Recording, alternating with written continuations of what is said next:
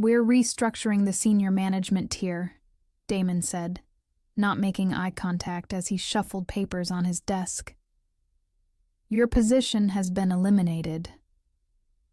I sat across from him, my hands folded neatly in my lap, the same position I'd maintained through thousands of meetings over my 32 years at Calridge Equity Partners. The heavy oak desk between us had been there since before my time. Damon had only been sitting behind it for 6 weeks. "I see," I replied, my voice steady despite the hammering in my chest. "May I ask about the timing? I'm scheduled to retire in less than 8 weeks. He finally looked up, his expression a practiced blend of regret and determination that didn't reach his eyes. At 38, Damon Shore was exactly the kind of CEO the board thought they needed. Young, aggressive, from one of those Silicon Valley firms that had been making headlines. "The restructuring timeline is non-negotiable," he said. "We need to implement these changes immediately to meet our quarterly projections. Human Resources will handle your exit package." He glanced at his watch. "They're waiting for you now." I nodded, rising to my feet with the same composure I'd maintained through market crashes, hostile takeovers, and countless corporate storms over 3 decades. "Thank you for the opportunity to serve Calridge," I said, extending my hand. "I wish you and the firm continued success." Damon seemed momentarily thrown by my calm. He shook my hand briefly, already reaching for his phone. "Security will escort you to clear out your office." "My name is Harriet Vaughn, Senior Vice President of Operations at Calridge Equity Partners, or at least I was until about 15 minutes ago. I'm 64 years old, and I've devoted my entire professional life to building this firm from a regional investment office into a nationally respected financial institution." As I walked back to my office with the security guard trailing awkwardly behind me, I thought about the retirement party the team had been planning, the congratulatory emails that had already started arriving from clients and partners, the transition plan I'd spent months creating to ensure a seamless handoff, all of it meaningless now. Laura, my assistant for the past 12 years, was waiting by my office door, her eyes red. "I just heard," she whispered. "This is outrageous, Harriet." I squeezed her hand. "It's business, Laura, nothing personal." But as I began gathering my personal items under the watchful eye of security, I couldn't help but think about Thursday, tomorrow, and the standing golf game I'd had for 15 years with Charles Denham, president of Marion Bay Holdings, our largest investor, and Jeffrey Williams from Trevanta Corp., and Eleanor Blackwood from Zentron Global. I wondered if Damon knew about those games, or what we discussed during them. Probably not. The security guard, Kevin, who I'd personally hired 7 years ago, looked mortified as he followed me to my car with a small box of belongings. 32 years at Calridge, and all I had to show for it was a box containing a few photos, a potted plant, and a coffee mug my grandson had painted. "I'm sorry about this, Mrs. Vaughn," he said quietly. "It doesn't seem right." "Don't worry about it, Kevin. You're just doing your job." I smiled at him as I placed the box in my trunk. "How's your daughter doing at university? Still pursuing engineering?" He looked surprised that I remembered. "Yes, ma'am. Made the dean's list last semester." "Wonderful. She'll go far."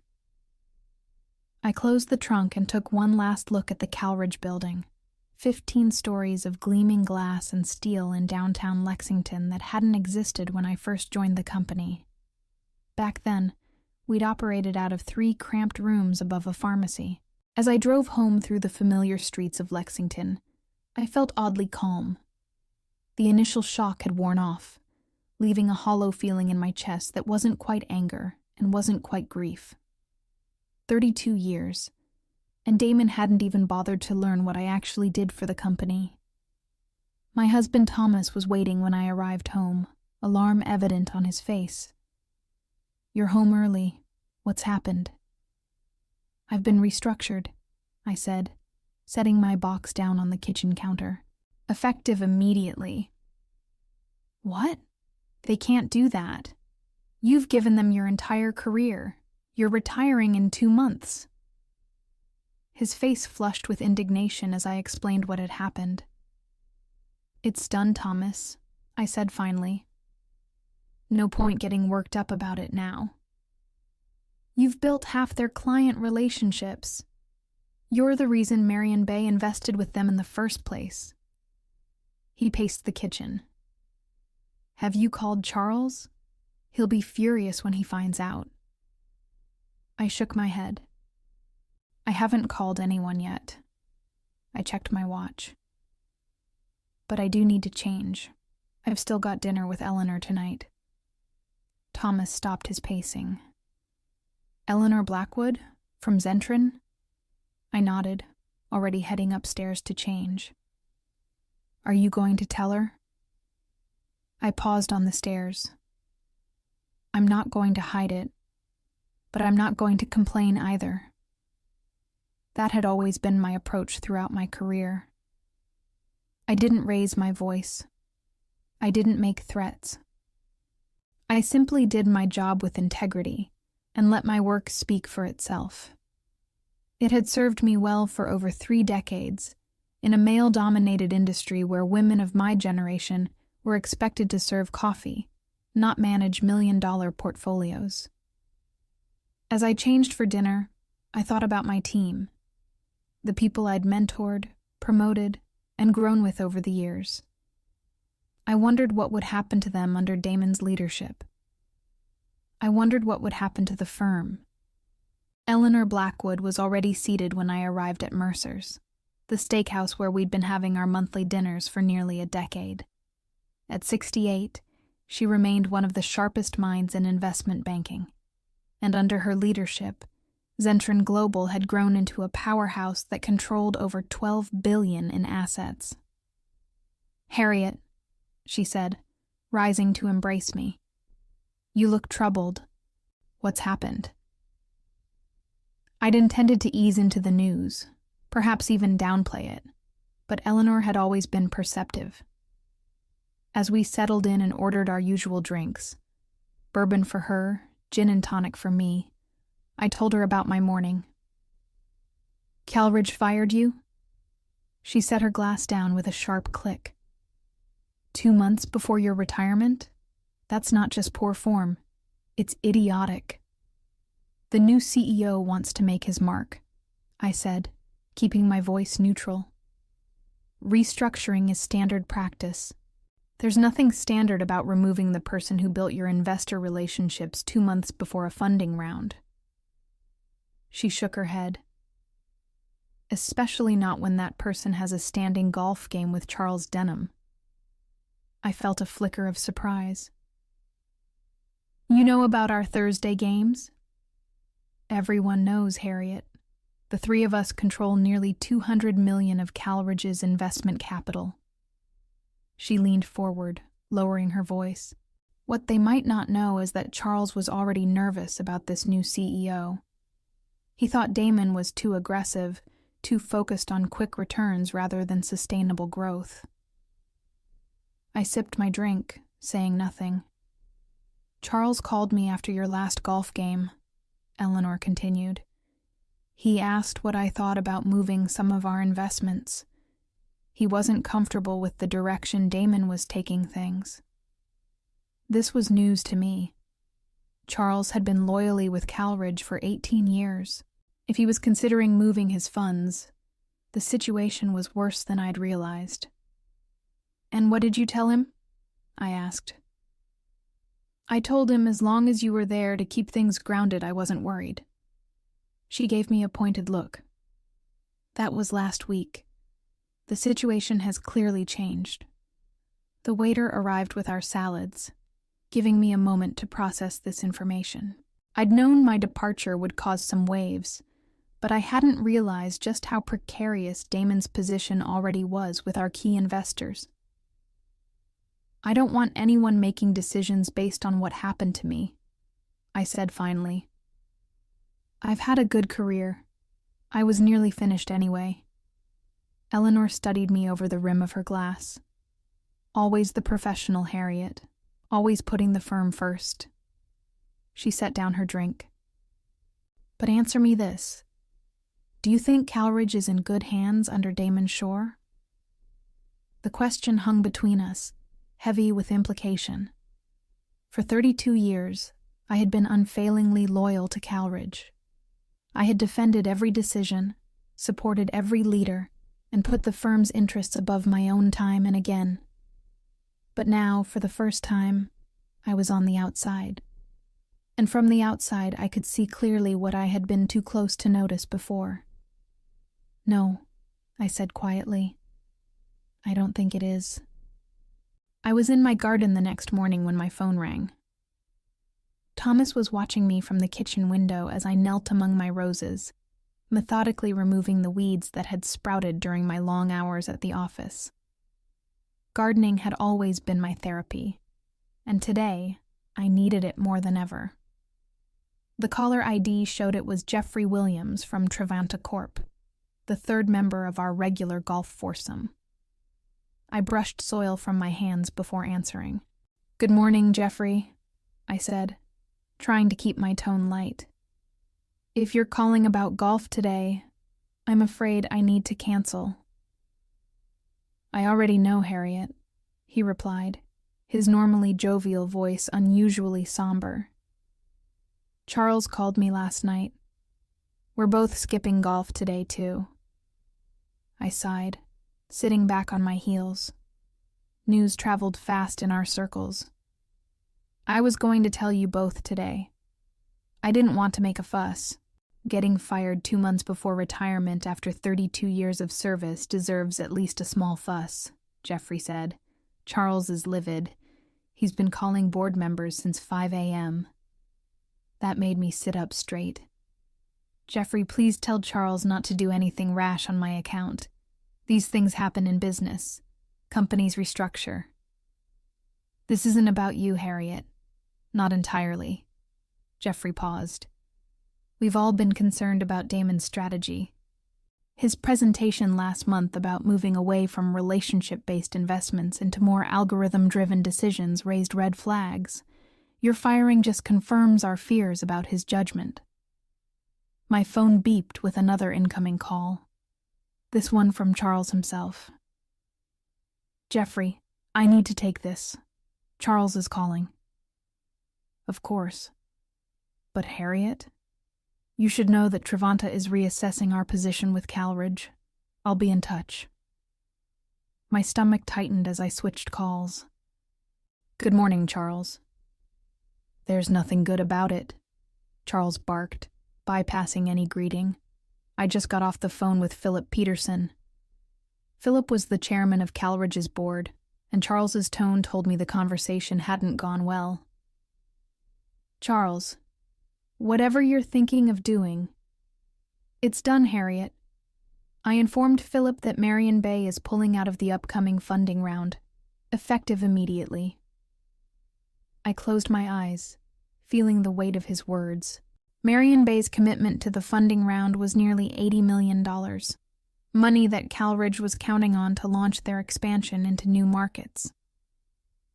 "You didn't need to do that," I said quietly.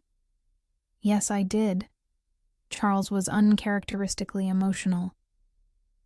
"It's not just about your firing, though that was unconscionable. It's what it represents. Damon Shore has been systematically dismantling everything that made Calridge worth investing in. He's replaced relationship managers with fresh MBAs who don't know our names. He's implemented arbitrary new fee structures. And now he's fired the one person who's kept our confidence through 3 decades. I hadn't realized things had deteriorated so quickly in the 6 weeks since Damon had taken over. I'd been so focused on preparing for my retirement that I'd missed the broader changes happening around me. "The board's in emergency session now," Charles continued.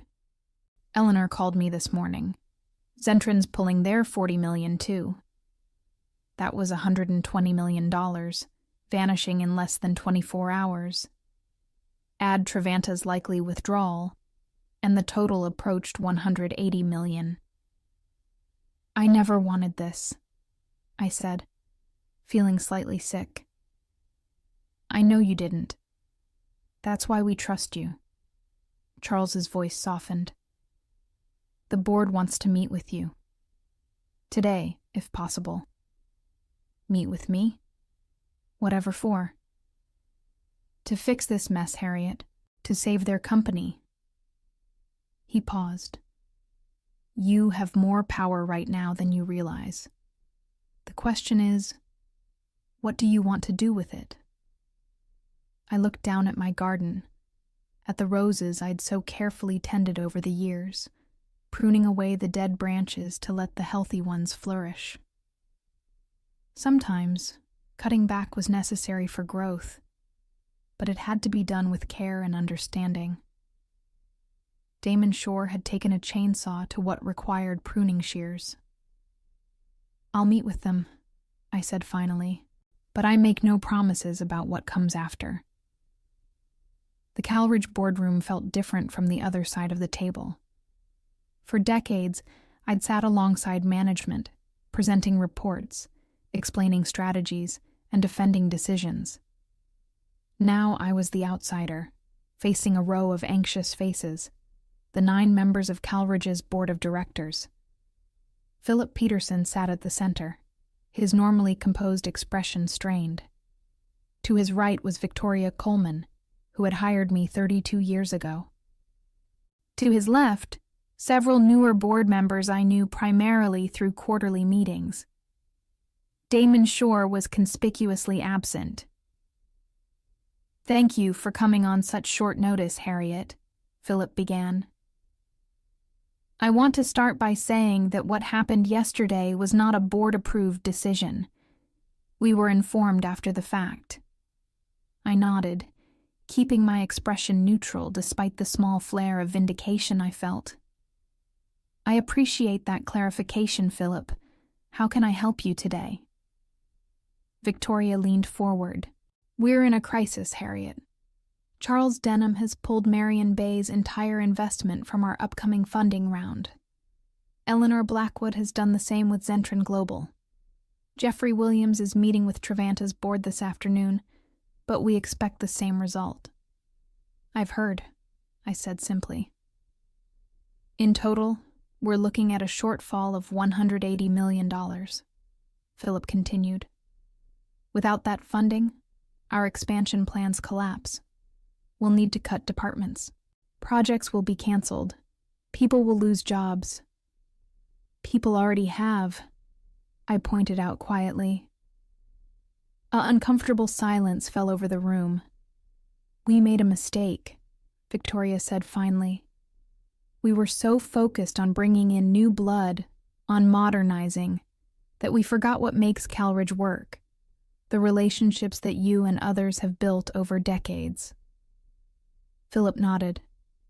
Damon Shore has been placed on administrative leave pending review, effective immediately. This surprised me. Moving this quickly against a CEO they'd hired only 6 weeks ago was unprecedented. The situation was even more dire than I'd realized. What exactly do you want from me? I asked. Victoria and Philip exchanged glances. We'd like you to reach out to Charles, Eleanor, and Jeffrey, Philip said, to see if they would reconsider their positions if certain changes were made at Calridge. What changes? A reversal of Damon's restructuring, for one, Victoria said. Reinstatement of the senior relationship managers he let go.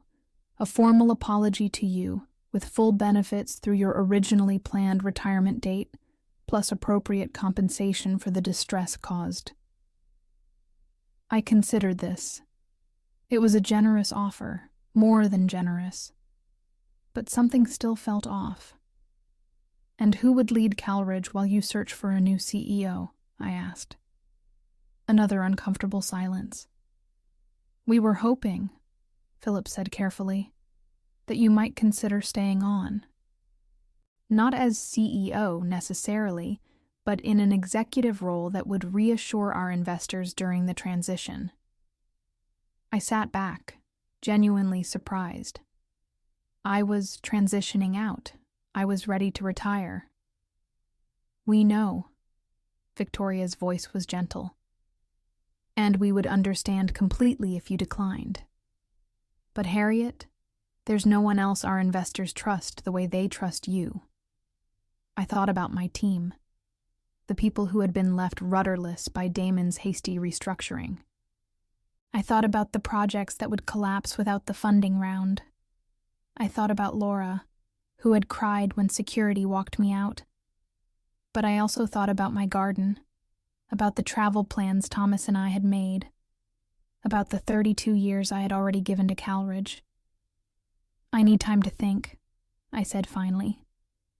"And I need to speak with Charles, Eleanor, and Jeffrey first. Not as your emissary, but as someone who cares about them and their investments. I need to understand exactly what their concerns are beyond my situation." "Of course," Philip said quickly. "Take whatever time you need." As I stood to leave, Victoria followed me to the door. "For what it's worth, Harriet, I fought against your dismissal when I heard. We all did. But by then, it was already done."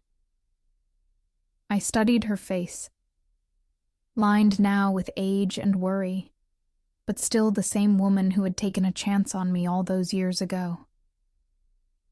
"I believe you," I said. "But good intentions don't undo damage once it's done. You all approved hiring Damon. You gave him the authority to make these changes. The consequences of that decision don't disappear with an apology." As I walked out of the Calridge building for the second time in 24 hours, I realized I felt something I hadn't felt in a long time. Free. Charles, Eleanor, and Jeffrey agreed to meet me at my home that evening. It felt strange to host them in my living room rather than on the golf course or in a restaurant, but there was something appropriate about the setting. This was personal now. "I don't care what they offered you," Charles said bluntly after I'd explained the board's proposal. "I'm not putting another cent into Calridge with Damon Shore at the helm." "They've put him on administrative leave," I reminded him. "He's essentially fired." "Administrative leave can end," Eleanor pointed out. "Unless there's a permanent change in leadership, I can't justify recommending Zentren reinvest either." Jeffrey nodded in agreement. The board enabled his decisions. They might do the same with the next CEO they hire. I served coffee as we talked, feeling oddly like a mediator rather than a participant. "The board is asking me to stay on in an executive role during the transition," I said, "to help rebuild investor confidence." All three looked at me with surprise. "Would you consider it?" Jeffrey asked. I sighed. "I don't know. I was ready to retire. Thomas and I have plans." "Plans can be delayed," Charles said, then caught himself. "Though you certainly don't owe Calridge anything after how they treated you." "It's not about what I owe Calridge," I said slowly. "It's about the people who work there, the projects that will collapse without this funding, the clients who depend on our services." Eleanor watched me with knowing eyes. "You've always put others first, Harriet. But maybe this time you should put yourself first." "What do you mean?" She set down her coffee cup deliberately. If you were to consider staying, it should be on your terms. Not as a figurehead to reassure investors while they find another young hotshot to replace Damon, but in a real position of authority." Charles's eyes lit up. "Eleanor's right. If they want you back, they should make you CEO." "CEO?" I nearly choked on my coffee. "That's not what I—" "It's exactly what they need," Jeffrey cut in. "Someone who understands that investment isn't just about algorithms and quick profits. Someone who values relationships and long-term growth. Someone like you, Eleanor finished. I sat back, genuinely stunned. I'm 64 years old. I was planning to retire. Age brings wisdom, Charles said, something sorely lacking in their recent decisions. As my three friends continued to build their case, I found myself thinking about what a Calridge under my leadership might look like. The changes I would make, the culture I would restore, the innovations I would keep from Damon's brief tenure while discarding the harmful elements. It was an intoxicating vision. I don't know, I said again, but with less certainty. Eleanor reached over and took my hand. Just promise us you won't sell yourself short. Whatever you decide to do, retire as planned, stay on temporarily, or take the helm, do it because it's what you want, not because you feel obligated. After they left, I found Thomas in his study. He'd given us privacy for our meeting, understanding its importance. What will you do? He asked, looking up from his book. I sat beside him, suddenly exhausted. I don't know. What do you think I should do? He closed his book thoughtfully. I think you should do whatever will let you sleep peacefully at night. If that means walking away, we'll go to Italy as planned. If it means staying to fix what's broken, we'll delay Italy. He smiled. Italy's been there for thousands of years. It can wait a little longer. I leaned against his shoulder, grateful for his understanding. The board's desperate. I could ask for anything. Then ask for what you're worth, he said simply. Not a penny less.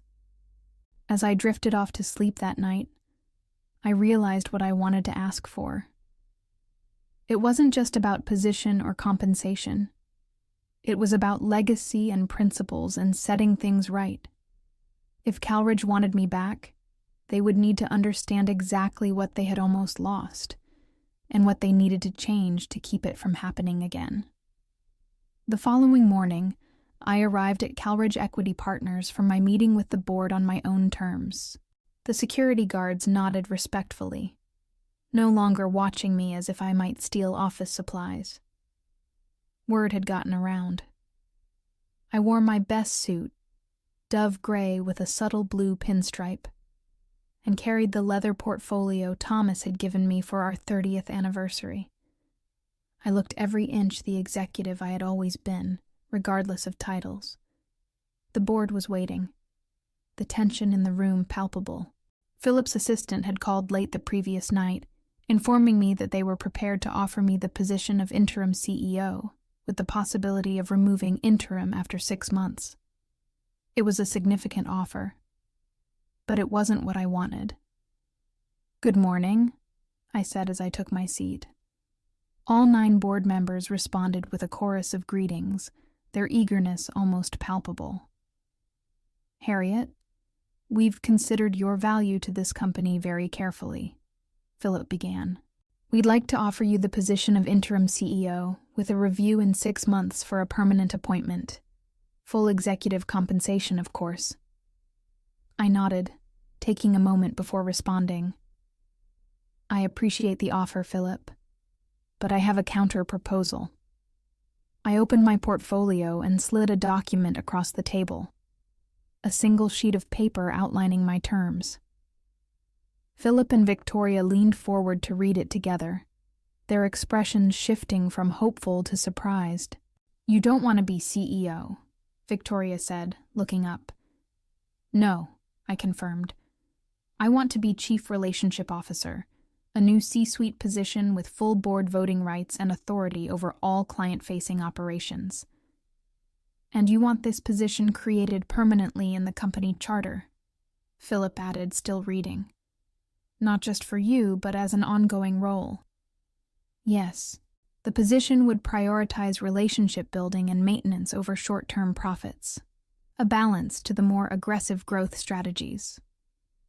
And in return? Victoria asked. though the answer was already on the page. In return, I will personally reach out to Charles, Eleanor, and Jeffrey, as well as our other major investors, and ask them to reinstate their funding commitments. I will also agree to stay for 1 year, long enough to establish the position and train my successor. The board members exchanged glances, a silent conversation happening across the table. "And Damon?" Philip asked finally. "That's for the board to decide," I said. "But I would recommend finding him a role that utilizes his strengths without giving him unrestricted authority over client relationships." 3 days later, I stood at the podium in Cowridge's largest conference room, addressing a packed audience of employees, board members, and, most importantly, investors. Charles, Eleanor, and Jeffrey sat in the front row alongside representatives from a dozen other investment firms. "Change is inevitable in any organization," I said, my voice steady and clear. "But how we manage that change determines whether we grow stronger or lose what makes us special." I outlined the new vision for Calridge, a hybrid approach that embraced technological innovation while preserving the human relationships that had built our reputation. I introduced the new position of Chief Relationship Officer and explained its role in ensuring that future decisions balanced growth with stability.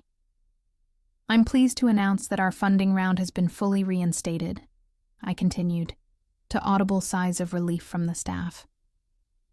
"In fact, it has been oversubscribed by an additional $20 million, a testament to our investors' renewed confidence." From the corner of my eye, I could see Damon Shore standing at the back of the room. As promised, the board had found a role that suited his talents: head of innovation strategy, reporting directly to the board rather than having autonomous authority. His expression was unreadable, but he nodded slightly when our eyes met. He was young. He would learn. When the announcement concluded, Charles approached me, hand extended. "Beautifully played, Harriet. You've secured your legacy without sacrificing your principles." "Or my retirement plans," I added with a smile. "Just delayed by a year." Eleanor joined us, champagne flute in hand. "To the new Chief Relationship Officer," she said, raising her glass, "may your successor uphold your standards." "They will," I assured her. "I'll make certain of it." As I looked around the room at the relieved faces of my colleagues, I felt a deep satisfaction. Not the vindictive pleasure of revenge, but the quieter, more enduring satisfaction of restoration, of setting things right. I hadn't raised my voice. I hadn't made threats. I had simply left with the same grace I had led with, and let the people who truly knew my worth do the rest. What I hadn't expected was how much stronger I would return, having finally recognized that worth myself. 1 year later, I retired as planned, handing the role of Chief Relationship Officer to Laura, my former assistant of 12 years, who understood better than anyone the importance of human connection in a world increasingly driven by algorithms. Thomas and I finally took our trip to Italy, and I found I could enjoy the vineyards and museums completely free of worry. The quarterly reports showed Calridge was thriving under its new balanced approach, with record client retention and steady, sustainable growth. In the end, my greatest revenge wasn't bringing down the man who had dismissed me so carelessly. It was building something more lasting than he ever could have, something that would continue long after both of us had moved on.